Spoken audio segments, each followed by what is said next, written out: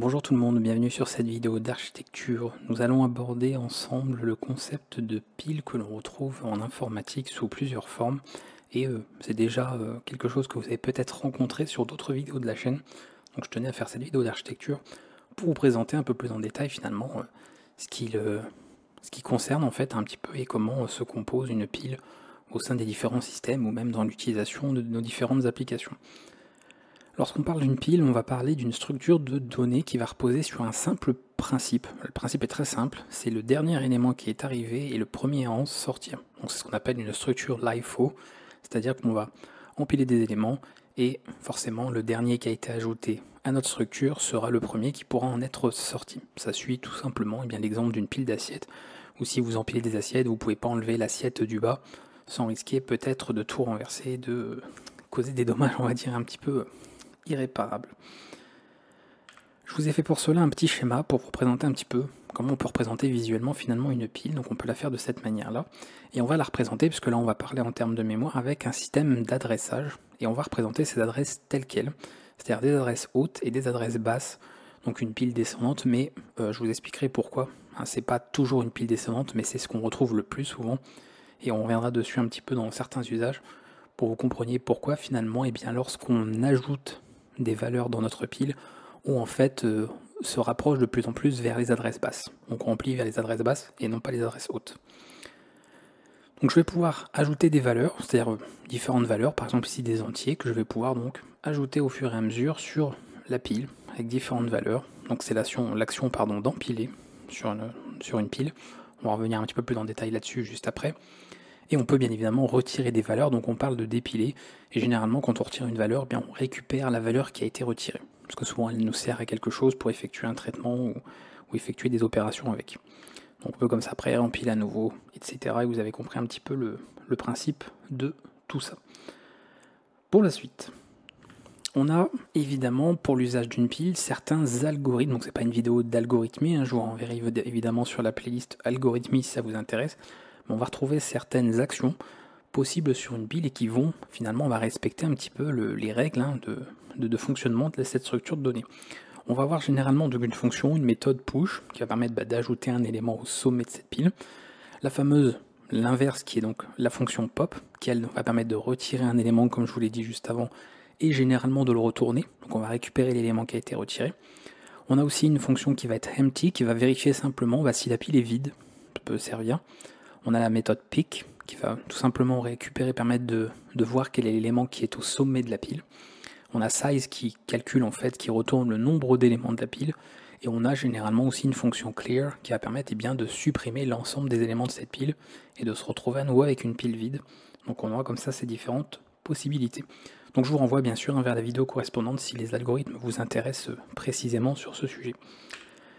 Ce qui va nous intéresser pour la suite de cette vidéo, ce sont les différents cas d'usage. Très souvent, le genre de question qui vient quand on aborde certaines structures données, première question qui vient souvent aux gens qui apprennent, c'est dans quel cas est-ce utile et surtout dans quel cas est-ce déjà utilisé. C'est-à-dire que si on parle encore de structure données comme une pile aujourd'hui, c'est qu'a priori elle reste utile encore par rapport à l'usage qu'on peut en avoir et dans quel cas finalement ça s'applique. On va retrouver différents cas d'usage, je vous ai présenté certains essentiels, mais sans forcément tous les lister. À commencer par la gestion mémoire. La gestion mémoire, on en a parlé un petit peu puisque je vous l'avais présenté notamment sur la vidéo, donc pareil, vidéo d'architecture concernant la mémoire virtuelle. Donc j'avais fait notamment cette diapo et on retrouvait comme ça un petit peu un schéma.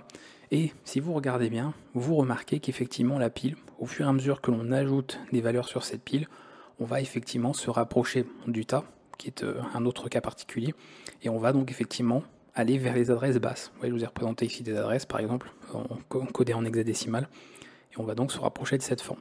Donc on a, comme je vous le disais, une pile dite descendante, même si on a quelques petites exceptions où on peut retrouver des piles ascendantes, mais c'est beaucoup plus rare aujourd'hui.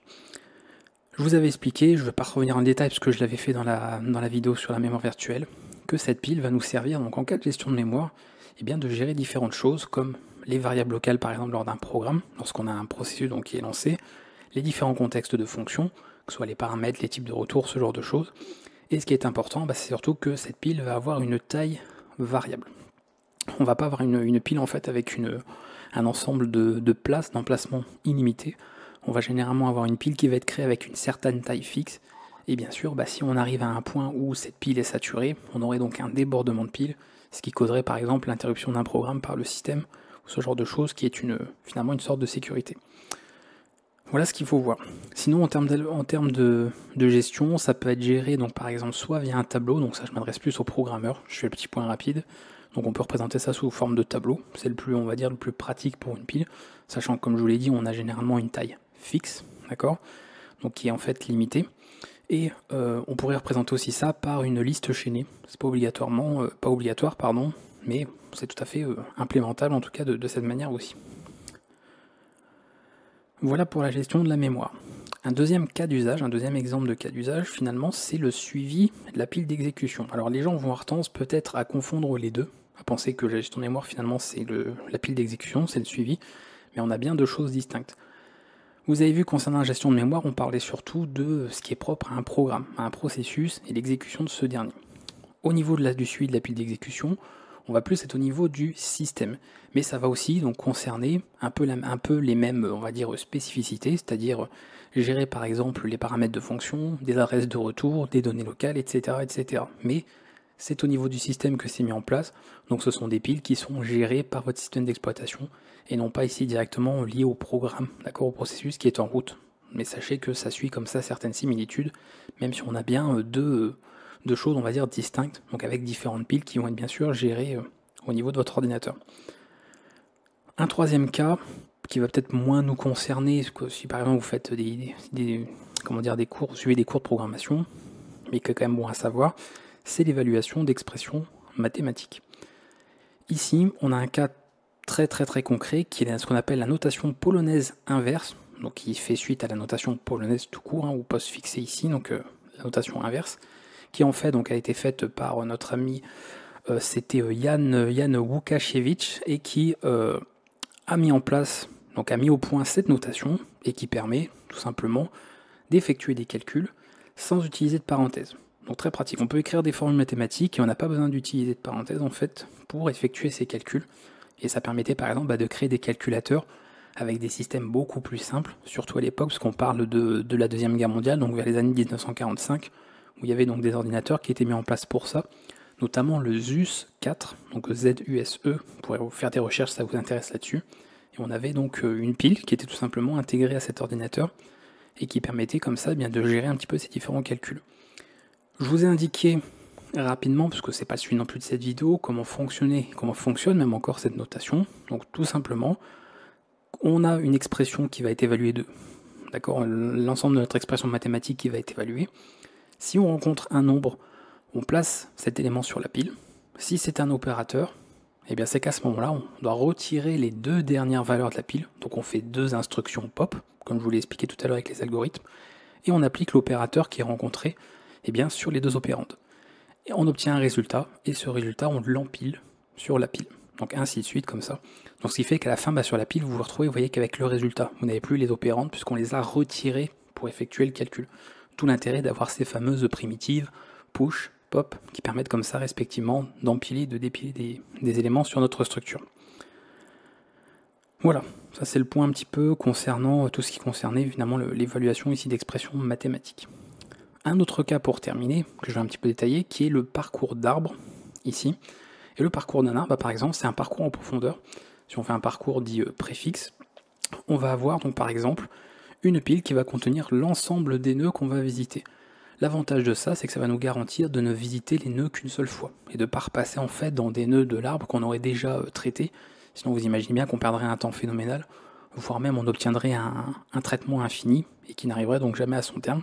Donc là on va simplement empiler le nœud racine d'un arbre. Alors si vous ne savez pas ce que c'est comme structure donnée, je vous renverrai également vers les vidéos correspondantes de la chaîne, si vous voulez un peu plus de détails sur le sujet.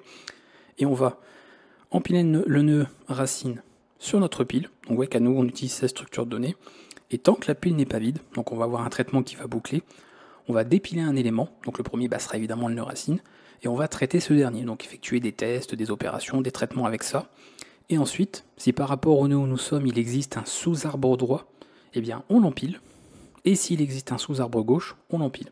Donc si vous comprenez, on va remonter en fait tout l'arbre et on va effectuer ce fameux parcours en profondeur, préfixe ici en l'occurrence, mais on pourrait avoir un postfixe aussi, ça fonctionnerait tout pareil.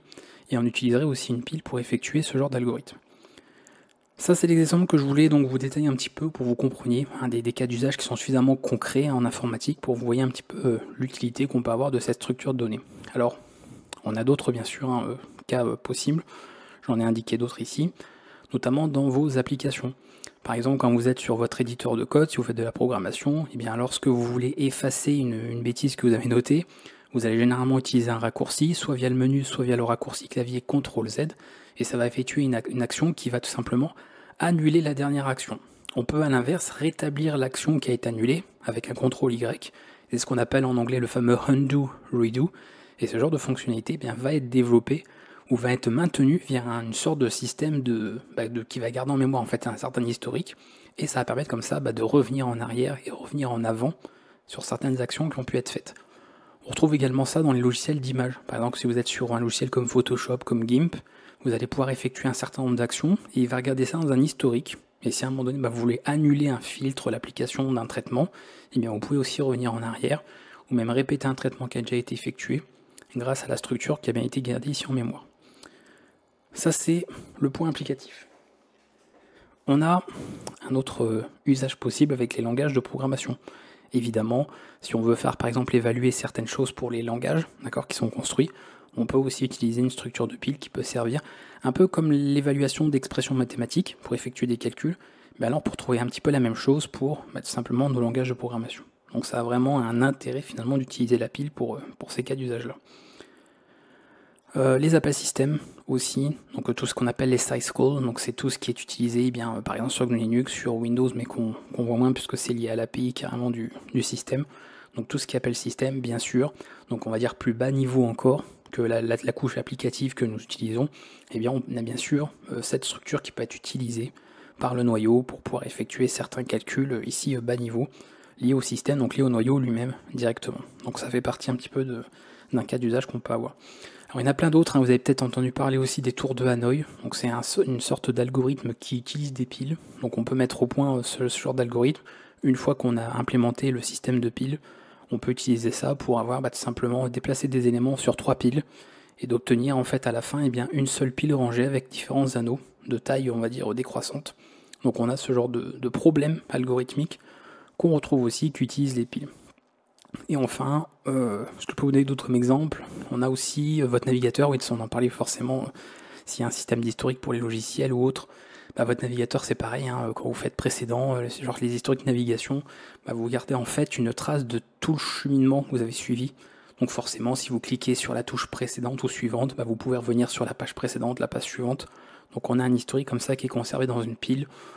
Quand on fait de l'aversion de valeur, pareil dans un tableau, dans une collection, si on veut par exemple faire un reverse, donc si on veut inverser les valeurs, comme on empile et qu'ensuite on dépile dans le sens inverse, c'est très facile, vous empilez toutes les valeurs, et forcément comme vous les dépilez, rappelez-vous, dernier arrivé, premier sorti, vous allez dépiler à chaque fois les valeurs dans l'ordre inverse, donc c'est très pratique si on veut faire ce genre d'opération, on va dire à moindre coût. Et ainsi de suite. Voilà, il y a plein dans les applications également récursives, les algorithmes récursifs, pareil, forcément on a une pile d'appels pour pouvoir gérer tous les appels récursifs successifs, donc là aussi on a une pile qui entre en compte un petit peu dans ce genre d'algorithme. Voilà, je vous ai fait un petit peu le tour de tout ça, donc vous voyez il y a vraiment plein de cas d'application pour retrouver finalement cette structure de données qui pouvait servir. Donc j'espère au moins que ça aura été plus clair, la vidéo n'était pas très longue, c'était assez rapide quand même de faire un petit peu le tour là-dessus, mais je vous renvoie en tout cas vers d'autres vidéos en algorithmie si vous êtes intéressé par les algorithmes pour implémenter tout simplement une pile dans différents langages de programmation, et après vous aurez l'occasion de mettre en application ça dans on va dire les domaines qui vous intéressent spécifiquement. A bientôt, et si vous avez des questions n'hésitez pas à les poser en commentaire. Ciao.